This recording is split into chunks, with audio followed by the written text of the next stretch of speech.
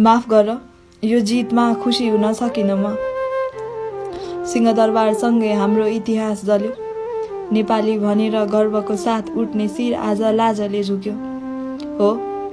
हो हामी युवाले देशमा परिवर्तन खोजेकै हो, तर कुनै पनि आमाको कोख रित्ताएर होइन। हो हामीले सत्ता परिवर्तन गर्न चाहेकै हो, तर त्यो सिंहदरबार जलाएर होइन। हिजो विश्व सामु गौतम बुद्ध जन्मिएको शान्ति सुन्दर भूमि भनेर चिनिएको नेपाल आज विद्यार्थी मार्ने देश भनेर कहलिन थाले। हत्या, हिंसा, बलात्कार, लुटपाट गरेर कारागारभित्र छिरेका ती कैदीहरू आज हतियार लिई खुलेआम सडकमा घुम्न थाले। बिना आवाज अदृश्य रूपमा कति रोएकी होलान् ती हाम्री धरती माता, जो आफ्नै सन्तानको रगत आफ्नो छातीमा लतपतिँदा कति पोल्यो होला।